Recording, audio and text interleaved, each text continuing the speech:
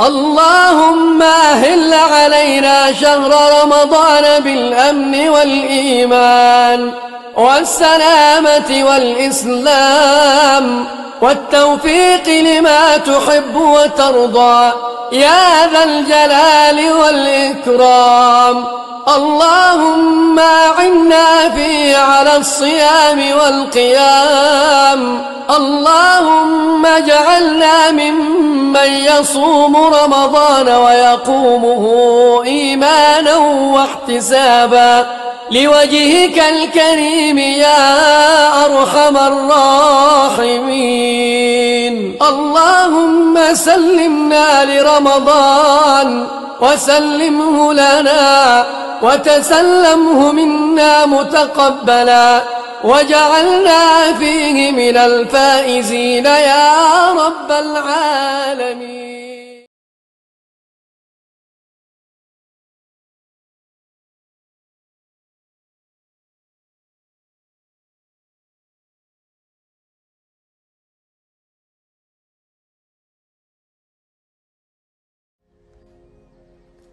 Volet 2.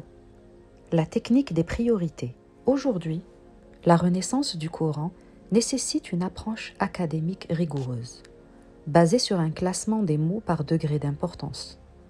Le nombre de fois où un mot est répété dans le Coran déterminera son centre de gravité et sa valeur légale pour servir l'humanité. La technique est établie afin de pénétrer son essence, et pour ceci, il faudra comprendre correctement son apparence. L'organisation des mots avec cette technique, en fonction de leur importance, leur poids et leur centralité, est étroitement liée au fait de leur compréhension. Car la vision humaine ne peut appréhender les choses de manière globale et équitable.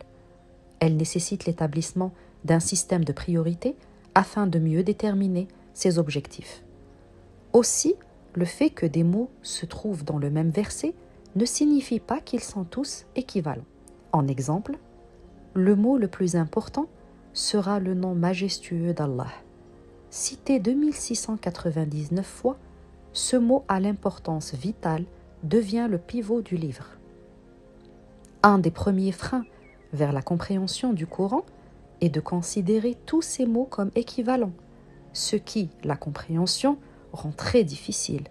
Mais le fait de constater que le nom d'Allah est cité autant de fois constitue la preuve que les mots du Coran ne sont pas tous égaux. Certains soutiendraient que tous les mots de Dieu sont égaux et qu'il ne faut pas faire de distinction entre eux. Certes, ils sont tous importants, mais n'ont pas le même impact. Le Coran nous enseigne qu'il existe deux types de versets. Les versets clairs, al-muhkamat, qui sont l'essence du livre. Les versets équivoques, al-mutashabihat, qui gravitent autour des versets clairs. Les versets clairs. Les versets clairs sont ceux qui traitent de sujets ciblés et abordent les questions fondamentales de l'existence. Le message qu'ils véhiculent est concis et précis. En exemple, les versets clairs sont Surat An-Nas, traite exclusivement des différentes classes sociales entre les individus et leurs connexions, aussi de la propagande et de ses conséquences. Surat Al-Falaq traite des conséquences de l'envie par ceux qui les ressentent et ceux qui les subissent, et leurs impacts sur le corps humain, troubles de la thyroïde, tumeurs cancéreuses, etc. Surat Al-Ikhlas traite de la conformité que nous devons respecter en toute chose et l'authenticité. Exemple, la contrefaçon est interdite par le Coran. Surat Al-Masad met en garde sur un trait de caractère dont les actes destructeurs et chaotiques nuisent à la vie d'autrui de façon irréversible. Surat At-Tin traite du rajeunissement des télomères, de la lutte contre le vieillissement et du fait de rester en parfaite santé. Les versets similaires. Les versets similaires sont ceux qui gravitent autour des versets clairs, mais avec beaucoup plus de variations dans les détails et les formulations. Ils sont les piliers sur lesquels une recherche est fondée. Le fondement de cette recherche est le verset clair. Il faut comprendre aussi qu'un verset similaire peut traiter d'autant de détails et graviter autour de plusieurs versets clairs. Voici un exemple du fonctionnement d'un verset similaire. Surat al-Masad est le verset clair. Elle traite de complotisme chaotique dont les conséquences sont irréversibles. Ce verset clair est détaillé et appuyé par Surat Yusuf, qui représente le verset similaire. Surat Yusuf relate l'histoire du prophète Yusuf, que la paix et la bénédiction soient sur lui, dans son intégralité. Parmi les détails de cette sourate, il y a le complotisme que Yusuf a subi de la part de ses frères en premier lieu et de la part de la femme de Al-Aziz en second lieu, lorsqu'il fut vendu en esclave à celle-ci en Égypte. L'origine de cette technique des priorités repose sur l'idée que Dieu nous a enseigné à travers le Coran, et comme cité précédemment, que celui-ci se divise en deux parties distinctes. La première partie, moins grande en volume, mais d'une importance primordiale, centrale et d'une grande priorité. Cette partie est constituée de versets clairs et précis. La seconde partie, beaucoup plus dense, très étoffée et regorgeant de détails. Cette partie est composée de versets équivoques. Selon la concentration et l'investissement de l'apprenant, ce dernier pourrait tirer profit du texte sacré dans une certaine mesure. En conclusion, si l'on se concentre d'abord sur les bases, c'est-à-dire les versets clairs et précis, qui sont au cœur de l'ouvrage, il devient alors plus facile de comprendre les versets similaires sans confusion. En revanche, si l'on se focalise directement sur les versets similaires, sans prendre en compte les bases du texte sacré, la compréhension risque de basculer et la confusion s'installera.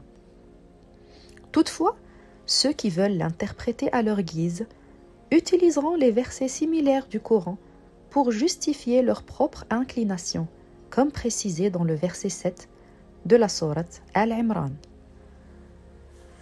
هو الذي أنزل عليك الكتاب منه آيات محكمات هن أم الكتاب وأخر متشابهات فأما الذين في قلوبهم زيغ فيتبعون ما تشابه منه ابتغاء الفتنة وابتغاء تأويله وما يعلم تأويله إلا الله والراسخون في العلم يقولون آمنا به كل من عند ربنا وما يذكر إلا أولي الألباب.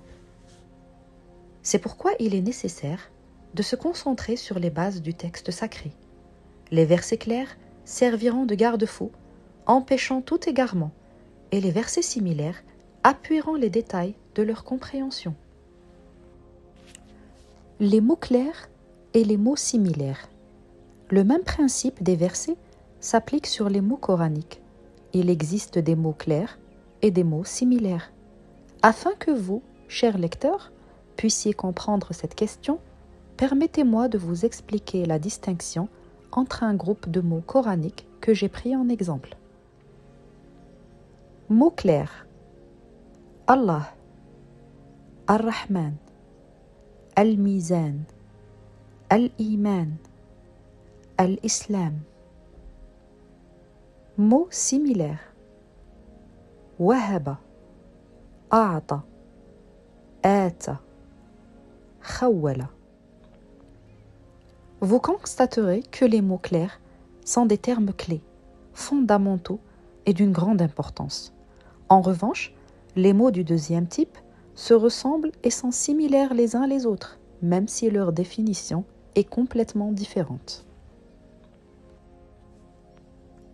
La langue arabe nécessite une revitalisation, une mise à jour des significations et des connotations. Les mots ne doivent plus se restreindre à ce que les individus avaient coutume de leur attribuer.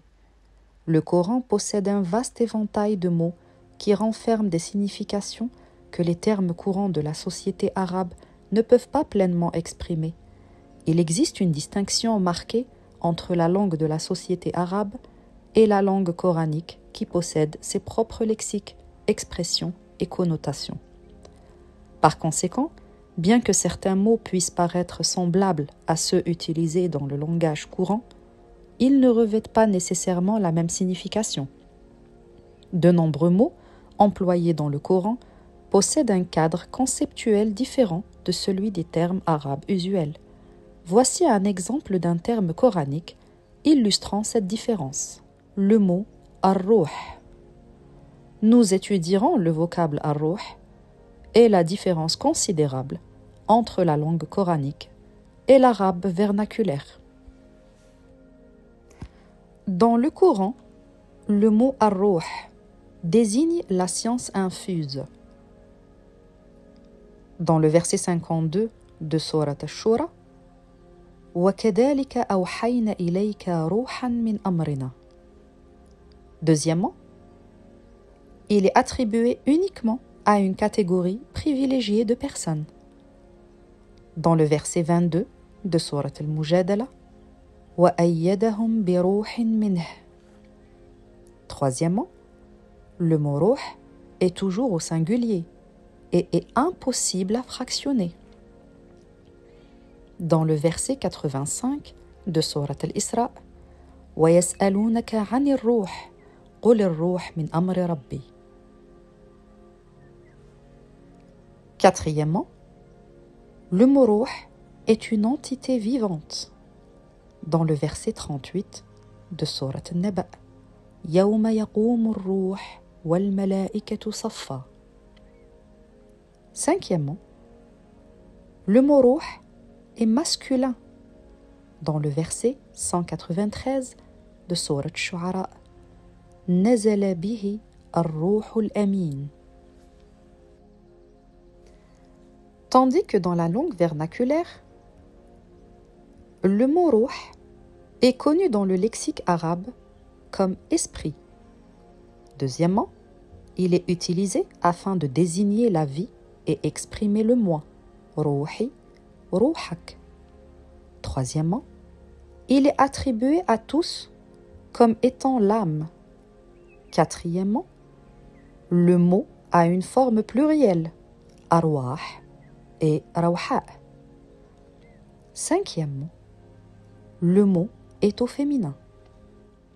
Ces différences nous font prendre conscience d'une rupture entre la langue coranique et la langue courante. Cette rupture est la perspective de l'exhumation de la véritable langue arabe, ensevelie depuis plus d'un millénaire par les usages linguistiques conventionnels. Il est primordial de souligner un aspect d'une grande pertinence, à savoir l'usage du genre masculin et féminin du mot, car cela revêt une importance cruciale pour sa compréhension et son usage dans le contexte de la vie quotidienne. وَيَسْأَلُونَكَ عَنِ الرُّوحِ قُلِ الرُّوحُ مِنْ أَمْرِ رَبِّي وَمَا أُوتِيتُم مِنَ الْعِلْمِ إِلَّا قَلِيلًا.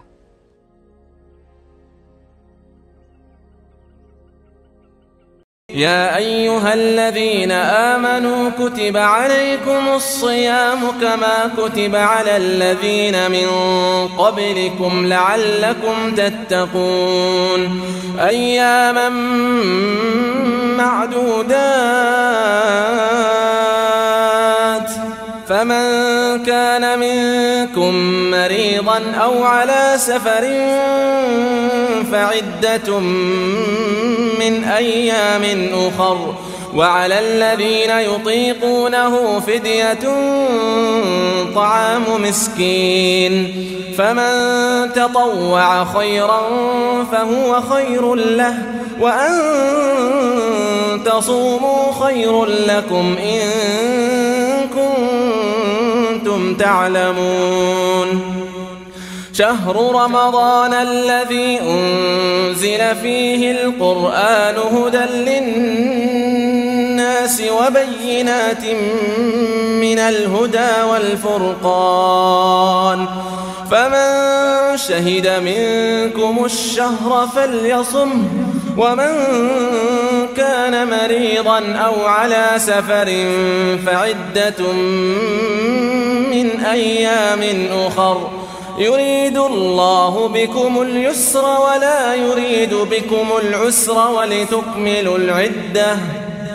ولتكملوا العدة ولتكبروا الله على ما هداكم ولعلكم تشكرون. وإذا سألك عبادي عني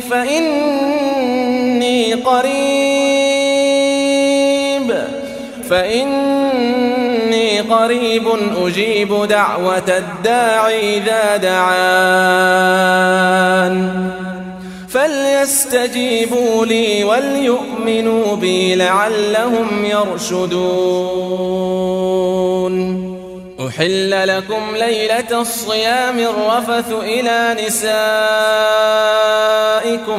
هن لباس لكم وأنتم لباس لهن علم الله أنكم كنتم تختانون أنفسكم فتاب عليكم وعفى عنكم فالآن باشروهن وابتغوا ما كتب الله لكم